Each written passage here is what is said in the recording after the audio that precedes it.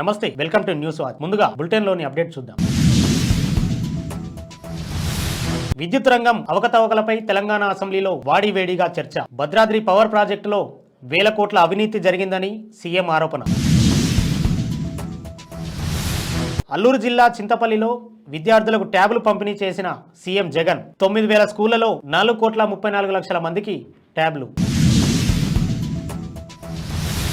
దోమకొండ మండల కేంద్రంలో రాహుల్ గాంధీ దిష్టిబొమ్మ దగ్నం. మహిళలను కించపరుస్తే ఊరుకున్నది లేదని బీజేపీ నేత రాజేష్ హెచ్చరిక.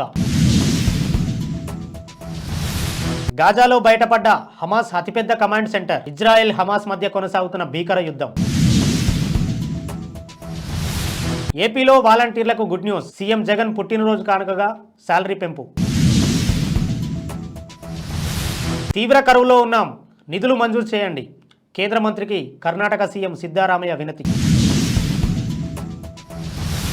గద్వాల ఆర్డీఓ కార్యాలయంలో క్రిస్టియన్ పాస్టర్ల మీటింగ్. క్రిస్టమస్ పండుగ ఘనంగా జరుపుకోవాలని పిలుపు.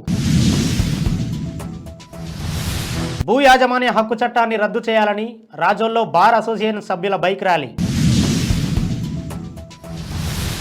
రాజ్యసభ చైర్మన్ అవహేళన చేయడం పట్ల భద్రాద్రి జిల్లా కొత్తగూడెం బస్టాండ్ వద్ద బీజేపీ నేతల ధర్నా. రాజ్యాంగ వ్యవస్థను అవహేళన చేయడం ఏంటని జిల్లా అధ్యక్షులు రంగాకిరణ్. యువగలం విజయవంతం కావడంపై లోకేష్కు చంద్రబాబు అభినందనలు. తమ పోరాటానికి పవన్ మద్దతుగా నిలిచారని బాబు ప్రశంస. విద్యుత్ రంగంపై అసెంబ్లీలో కాంగ్రెస్ ప్రభుత్వం శ్వేతపత్రాన్ని విడుదల చేసింది. దీనిపై చర్చ సందర్భంగా అధికార విపక్షాల మధ్య మాటల యుద్ధం జరుగుతోంది. గత ప్రభుత్వంపై ప్రస్తుత ప్రభుత్వం తప్పుడు ఆరోపణలు చేస్తుందని మాజీ మంత్రి బీఆర్ఎస్ ఎమ్మెల్యే జగదీశ్వర్ రెడ్డి మండిపడ్డారు. తప్పులు జరిగినట్టు మీరు భావిస్తుంటే జ్యుడిషియల్ ఎంక్వైరీ చేయించాలని సవాల్ విసిరారు. ఈ నేపథ్యంలో ముఖ్యమంత్రి రేవంత్ రెడ్డి మాట్లాడుతూ గౌరవ సభ్యుడే డిమాండ్ చేశారు కాబట్టి జ్యుడిషియల్ విచారణ జరిపించడానికి తాము సిద్ధంగా ఉన్నామని తెలిపారు. అసెంబ్లీ వేదికగా చెబుతున్న 3 అంశాలపై జ్యుడిషియల్ ఎంక్వైరీ వేయిస్తామని సీఎం అన్నారు. అల్లూరి సీతారామరాజు జిల్లా చింతలపల్లిలో విద్యార్థులకు సీఎం జగన్ ట్యాబ్స్లు పంపిణీ చేశారు. అంతర్జాతీయ వేదికలపై ఏపీ విద్యార్థులు ప్రతిభ కనబర్చాలనే ఉద్దేశంతో ఈ పథకాన్ని ప్రారంభించినట్లు సీఎం తెలిపారు. ఈ ఏడాది 620 కోట్ల వ్యయంతో రాష్ట్రంలోని 9,424 స్కూళ్లలోని విద్యార్థులకు 4,34,185 ట్యాబ్లను అందించనున్నట్లు సీఎం వివరించారు. ఈ ట్యాబ్లను దుర్వినియోగం చేయకుండా ఈసారి ప్రత్యేక ఏర్పాట్లు చేసినట్టు పేర్కొన్నారు. అవాంఛనీయ సైట్లు, యాప్స్ను నిరోధించే ప్రత్యేక సాఫ్ట్వేర్ను ఇన్బిల్ట్గా పొందుపరిచామని చెప్పారు. ప్రత్యేకంగా మానిటరింగ్ వ్యవస్థను ఏర్పాటు చేసి విద్యార్థుల యాక్టివిటీపై నిఘా పెడుతున్నామని మంత్రి బొత్స సత్యనారాయణ తెలిపారు. కామారెడ్డి జిల్లా దోమకొండ మండల కేంద్రంలో అంబేద్కర్ విగ్రహం వద్ద బీజేపీ అధ్యక్షులు చింతల రాజేష్ ఆధ్వర్యంలో కాంగ్రెస్ అగ్రనేత రాహుల్ గాంధీ దిష్టిబొమ్మ దగ్నం చేశారు. ఈ సందర్భంగా అధ్యక్షులు రాజేష్ మాట్లాడుతూ మహిళలను కించపరుస్తూ రాహుల్ చేసిన వ్యాఖ్యలను ఆయన ఖండించారు. ఎవరైనా మహిళలకు గౌరవం ఇచ్చి మాట్లాడాలని ఆయన అన్నారు. లేని ఎడల ఈసారి దిష్టిబొమ్మ మాత్రమే దగ్ధం చేశాం, మరోసారి మహిళలను కించపరిచినట్లయితే రాహుల్ గాంధీని తగలబెడతామని ఆయన హెచ్చరించారు.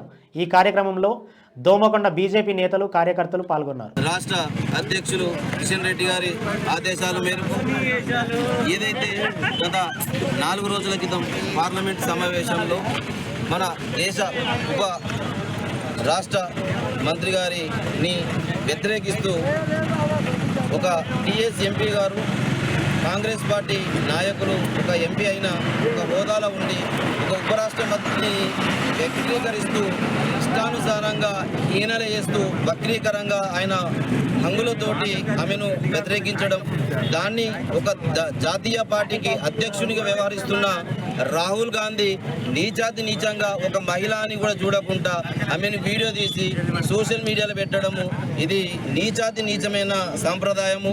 ఒక మహిళను కూడా గౌరవించని ఒక జాతీయ అధ్యక్షునిగా ఉండడం నువ్వు తగదు. ఒక ఎంపీగా ఉండి కూడా నువ్వు ఈరోజు ఒక మహిళ రాష్ట్ర మన మంత్రిని నువ్వు అట్లా చేయడం అనేది తగదు.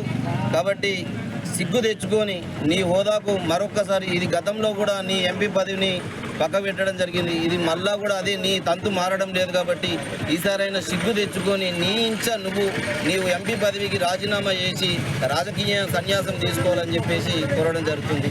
ఇదే విధంగా మరొకసారి జరిగితే కూడా ఈసారి దిష్టి బొమ్మనే తగనబెట్టిన మరోసారి మహిళను వ్యక్తీకరించి చేసిన శాస్త్రాలకు నిన్ను కూడా అంటిపెట్టే పరిస్థితి వస్తుందని చెప్పేసి గాజాలో ఇప్పటికీ భీకర దాడులు కొనసాగుతున్నాయి. తాజాగా గాజా సిటీలో హమాస్ అతిపెద్ద కమాండ్ సెంటర్ బయటపడింది. దీని నుంచే హమాస్ తన భూగర్భ సొరంగ నెట్వర్క్ మొత్తాన్ని నిర్వహిస్తున్నట్లు ఐడిఎఫ్ తెలిపింది. కానీ ఈ కమాండ్ సెంటర్ను ఎక్కడ గుర్తించిందో మాత్రం ఇజ్రాయెల్ వెల్లడించలేదు. బందీలను విడుదల చేయడానికి ఇజ్రాయెల్ మరో ఒప్పందాన్ని ప్రతిపాదించింది. హమాస్ చెరలో ఉన్న 40 మంది విడుదల కోసం 7 రోజుల ఒప్పందాన్ని ఇజ్రాయెల్ ప్రతిపాదించగా హమాస్ దాన్ని తిరస్కరించినట్లు తెలుస్తోంది. ఏపీ ప్రభుత్వం వాలంటీర్లకు శుభవార్త చెప్పింది. వచ్చే నెల నుంచి వాలంటీర్ల జీతం పెంచుతున్నట్లు మంత్రి కారుమూరి నాగేశ్వరరావు తెలిపారు. సీఎం జగన్ పుట్టినరోజు కానుకగా మంత్రి ఈ ప్రకటన చేశారు. గురువారం తిరుమలలో శ్రీవారిని దర్శించుకున్న మంత్రి కారుమూరి ఆలయం వెలుపల మీడియాతో మాట్లాడుతూ వాలంటీర్ల జీతం అదనంగా 750 రూపాయలు పెంచనున్నట్లు మంత్రి తెలిపారు. పెంచిన వేతనాన్ని వాలంటీర్లు వచ్చే నెల 1 నుంచి అందుకుంటారని స్పష్టం చేశారు. ఎవరు ఎన్ని కుట్రలు చేసినా జగన్ మరోసారి అధికారాన్ని ఏర్పాటు చేస్తారని మంత్రి కారుమూరి ధీమా వ్యక్తం చేశారు. కర్ణాటక రాష్ట్రంలో తీవ్రమైన కరువు నెలకొందని వెంటనే సాయం చేయాలని కేంద్ర హోంశాఖ మంత్రి అమిత్ షాకు కర్ణాటక సీఎం సిద్ధరామయ్య విన్నపించారు. ఢిల్లీ పర్యటనలో ఉన్న సీఎం అమిత్ షాను కలిసి రాష్ట్రంలో కరువు పరిస్థితిని నివేదిక రూపంలో సమర్పించారు. అనంతరం ప్రధాని మోదీతో భేటీ అయ్యారు. 48,19,000 హెక్టార్లలో పంట నష్టం వాటిల్లినట్లు వివరించారు. జాతీయ విపత్తుల నిధి కింద 18,000 కోట్ల గ్రాంట్లు విడుదల చేయాలని సీఎం కేంద్రాన్ని కోరారు. జోగులాంబ గద్వాల జిల్లా ఆర్డీఓ ఆఫీస్లో క్రిస్మస్ పండుగ సందర్భంగా పాస్టర్ల సమావేశం నిర్వహించారు. అందరూ కలిసి ఐక్యంగా సంతోషంగా పండుగ జరుపుకోవాలని వారు తెలిపారు. గత ఆర్డీఓ అధికారి అక్రమాలకు పాల్పడినట్లు వారు ఆరోపించారు. ఈసారి అలా జరగకుండా పండుగ సెలబ్రేషన్ మంచిగా జరుపుకోవాలని వారు నిర్ణయించారు. ఈ కార్యక్రమంలో మైనారిటీ అధికారులు reverend Sudarshan Abraham, reverend Vasant Kumar, reverend CH Kripakar, GN Devaraju, pastor Absalom, pastor Prasadarao, Aaron పాల్గొన్నారు.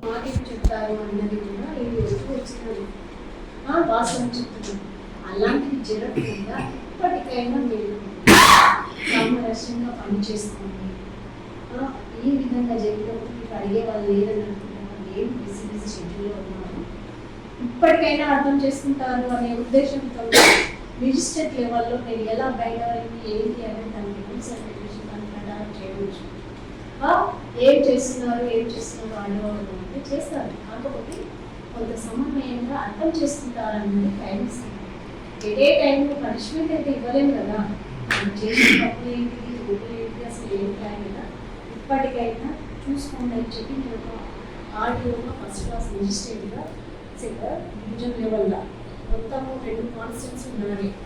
ఇప్పటికైనా చెప్పుకొని కొంచెం సర్దుబాటు చేయాలి. తూర్పుగోదావరి జిల్లా రాజోలులో భూ యాజమాన్యపు హక్కు చట్టాన్ని రద్దు చేయాలని బార్ అసోసియేషన్ సభ్యులు బైక్ ర్యాలీ నిర్వహించారు. రాజోలు కోర్టు భవనం నుండి మండల కార్యాలయం వరకు ర్యాలీ చేశారు. ప్రజలకు తీవ్ర నష్టం కలిగించే భూ యాజమాన్యపు హక్కు చట్టాన్ని రద్దు చేయాలని వారు డిమాండ్ చేశారు. ప్రజలకు కరపత్రాలు పంపిణీ చేశారు. ప్రజల ఆస్తులకు రక్షణ కల్పించాలన్నారు. భూ యాజమాన్యం రద్దు చేయాలని, ప్రజలకు న్యాయం చేయాలని ప్రభుత్వానికి విజ్ఞప్తి చేశారు. అనంతరం మండలం తహసీల్దార్కు వినతి పత్రం సమర్పించారు. ఈ కార్యక్రమంలో బార్ అసోసియేషన్ అధ్యక్షులు కోట సుధాకర్, ఇండియన్ అసోసియేషన్ లాయర్స్ ఏఐఎల్ జిల్లా కార్యదర్శి దేవ రాజేంద్ర ప్రసాద్, న్యాయవాదులు జాలం భాస్కర్ రావు, ఆచంట శ్రీనివాస్, నాగరాజు, రామ్మోహన్, శ్రీనివాస్, సత్యనారాయణ, సాయిబాబా తదితరులు పాల్గొన్నారు. ఎక్కడా లేని విధంగా ఈ రాష్ట్ర ప్రభుత్వం ప్రజలకు అన్యాయం చేసేటువంటి చట్టాన్ని, ఈ వ్యతిరేక చట్టాన్ని ఈ రాష్ట్రంలో ప్రవేశపెట్టడం జరిగింది. ఈ చట్టం కనుక అమల్లో ఉన్నట్లయితే ఈ జ్యుడిషియరీ వ్యవస్థ ఉన్నటువంటి అధికారాలని రెవెన్యూ వ్యవస్థకి కట్టబెట్టి ఈ మొత్తం ప్రాథమిక హక్కులు ఏవైతే ఉన్నాయన్నట్టు కావాల్సిన పరిస్థితి వస్తుంది. కాబట్టి ప్రజల ఆస్తుల రక్షణ కోసమే మా న్యాయవాదులంతా ఉద్యమించడం జరుగుతుంది.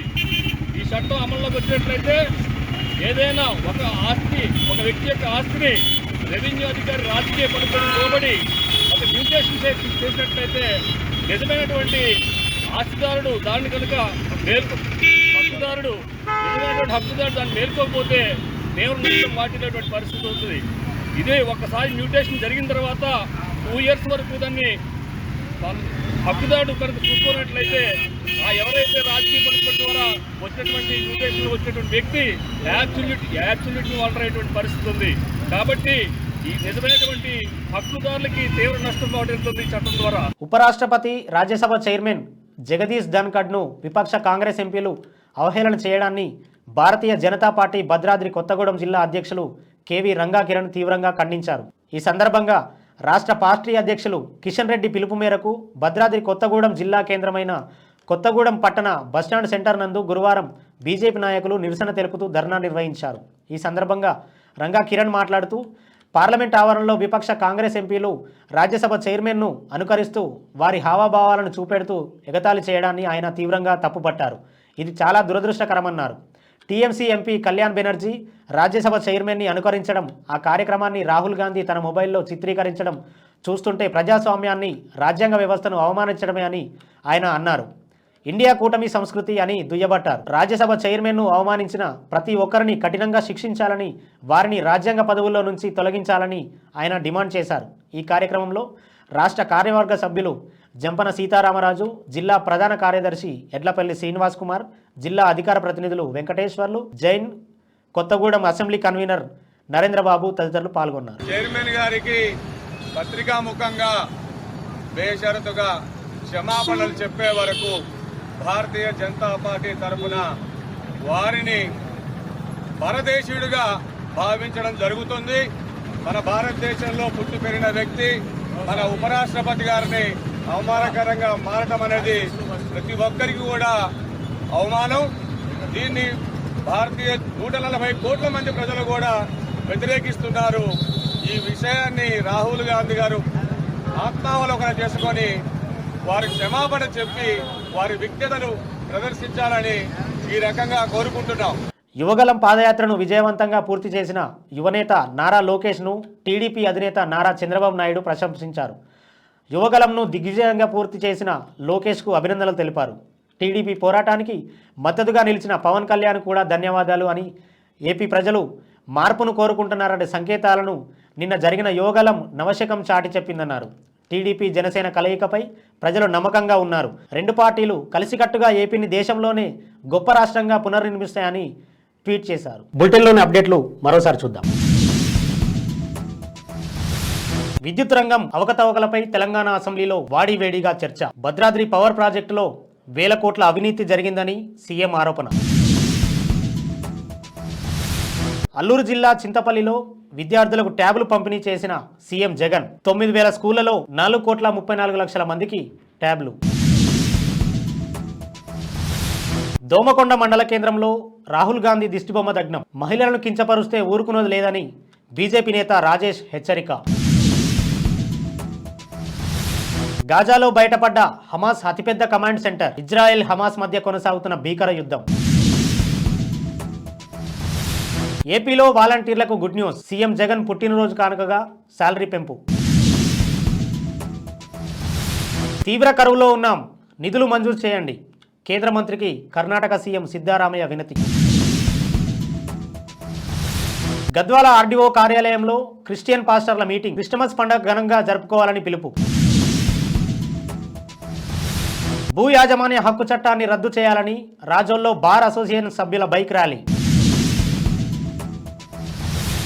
రాజ్యసభ చైర్మన్ అవహేళన చేయడం పట్ల భద్రాద్రి జిల్లా కొత్తగూడెం బస్టాండ్ వద్ద బీజేపీ నేతల ధర్నా.